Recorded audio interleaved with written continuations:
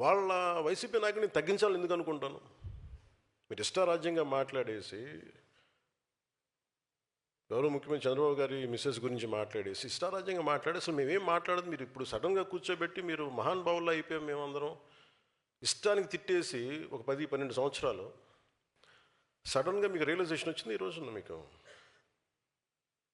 సరే, ఈ రియలైజేషన్ మీకు ఎంత వస్తుందో నేను చూస్తాను, సంతోషం. మీరు రియలైజ్ అయ్యి మేము మమ్మల్ని ఏం అనకూడదు అనుకుంటే అసలు మా పార్టీ నిర్మాణానికి బోల్డ్ మా వాళ్ళంతా మిమ్మల్ని తిట్టడం మానేసి మా పార్టీలో మా శివను మా దేవర శివ గురించి మా మునీర్ హసన్ గురించి మేము ఎత్తుకుంటాం. వాళ్ళ నాయకులు తీసుకునే బాధ్యతలు మేము ముందుకెళ్తాం. మీరు తిట్టడం ప్రారంభిస్తే మేము మా వాళ్ళని ఎత్తుకోవడం మానేసి మీకు బదులు ఇవ్వడం టైం అయిపోతుంది నాకు. సో మీరు తిట్టకపోతే ఖచ్చితంగా మేము బలపడతాం, సంతోషం. లేదు మీరు తిడతానంటే కూడా మేము తిట్టి మేము బలపడతాం. ఏదైనా మేము బలపడటం గ్యారంటీ. Choice is yours. వాళ్ళ వైసీపీ నాయకుడిని తగ్గించాలని ఎందుకు అనుకుంటాను? మీరు ఇష్టారాజ్యంగా మాట్లాడేసి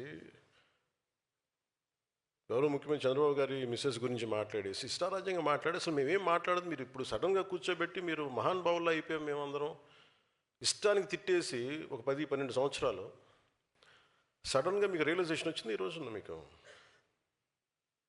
సరే, ఈ రియలైజేషన్ మీకు ఎంత వస్తుందో నేను చూస్తాను, సంతోషం. మీరు రియలైజ్ అయ్యి మమ్మల్ని ఏం అనకూడదు అనుకుంటే అసలు మా పార్టీ నిర్మాణానికి బోల్డ్ మా వాళ్ళంతా మిమ్మల్ని తిట్టడం మానేసి మా పార్టీలో మా శివను మా దేవర శివ గురించి మా మునీర్ హసన్ గురించి మేము ఎత్తుకుంటాం. వాళ్ళ నాయకులు తీసుకునే బాధ్యతలు మేము ముందుకెళ్తాం.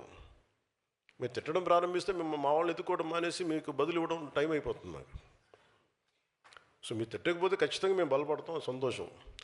లేదు మీరు తిడతానంటే కూడా మేము తిట్టి మేము బలపడతాం. ఏదైనా మేము బలపడటం గ్యారంటీ. Choice is yours.